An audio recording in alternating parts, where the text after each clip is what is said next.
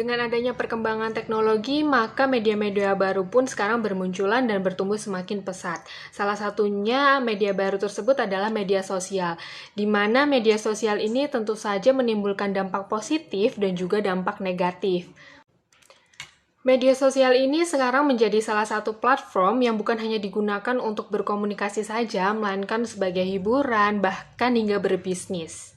Akan tetapi, media sosial sendiri bisa dikatakan seperti pisau bermata dua, di mana di sisi lain, media sosial dapat membantu masyarakat dalam melakukan komunikasi secara cepat. Namun, sisi negatifnya juga ada nih, di mana media sosial dapat menjadi tempat untuk penyebaran informasi palsu, ujaran kebencian, provokasi, yang mengandung sara, dan masih banyak lagi.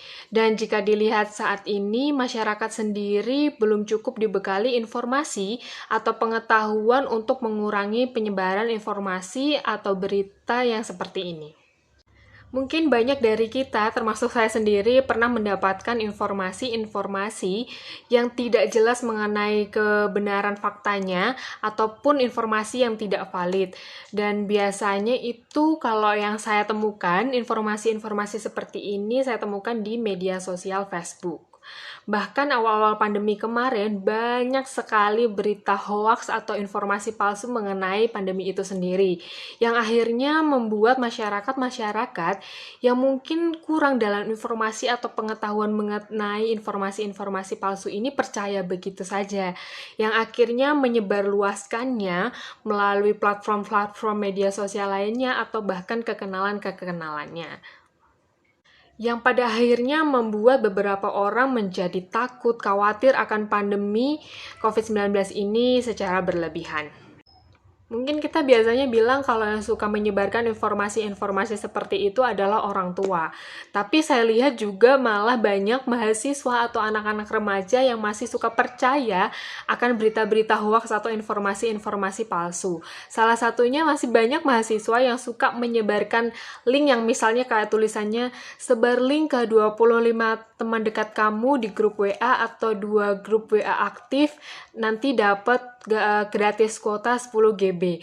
Padahal itu sudah jelas bahwa informasi yang tidak valid atau bahkan tidak terbukti kebenarannya.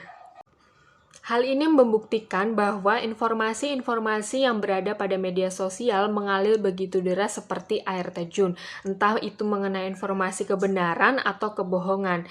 Dan yang memperburuknya lagi adalah bagaimana pengguna-pengguna media sosial ini kurang memilah informasi yang ada di dalam media sosial, entah itu kebenaran atau kebohongan.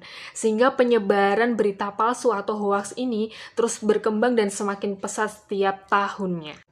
Di beberapa negara maju seperti Inggris, Jerman, dan Prancis, pendidikan mengenai literasi media ini menjadi sebuah agenda penting dan mereka memasukkan pendidikan literasi media ini ke dalam kurikulum pendidikan mereka.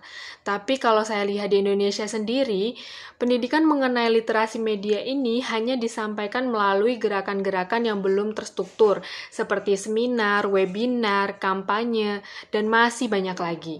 Di mana menurut saya penyampaian-penyampaian mengenai literasi media ini yang hanya disampaikan kurang lebih 2 jam melalui gerakan-gerakan yang belum terstruktur ini kurang cukup. Karena hal ini membuat pendidikan mengenai literasi media tidak dapat dirasakan masyarakat secara luas. Namun saya rasa belum terlambat untuk kita belajar dari apa yang sudah ditetapkan oleh beberapa negara maju yang saya sebutkan tadi. Memberikan pemberdayaan kepada masyarakat mengenai pendidikan literasi media dapat mengurangi kurang sehatnya penggunaan media. Karena seperti yang kita tahu dengan melihat kondisi saat ini, ketergantungan masyarakat dalam penggunaan media sosial itu cukup tinggi setiap tahunnya. Dan saya harap kita sebagai anak ilmu komunikasi, mahasiswa ilmu komunikasi dapat memberikan contoh kepada masyarakat bagaimana penggunaan media sosial yang bijak. Karena sebagai mahasiswa ilmu komunikasi tentu saja kita paham mengenai new media, literasi media, atau bahkan cyber culture. Dan akan lebih baik lagi jika kita dapat memberikan informasi atau pengetahuan kepada masyarakat mengenai literasi media ini. Pengetahuan mengenai literasi media ini untuk saat ini menurut saya sangat penting. Karena ketika kita bermedia sosial, sudah saya sebutkan tadi bahwa banyak informasi-informasi yang terkadang tidak terbukti kebenaran atau faktanya. Sehingga jika kita paham mengenai literasi media, diharapkan dapat membuat kita lebih hati-hati, waspada, atau memilah lebih bijak lagi informasi-informasi yang ada di media sosial ini. Sehingga kita tidak turut dalam penyebaran informasi palsu, ujar kebencian, provokasi, atau penyebaran yang mengandung unsur sara, sehingga kita lebih bijak lagi dalam penggunaan media sosial.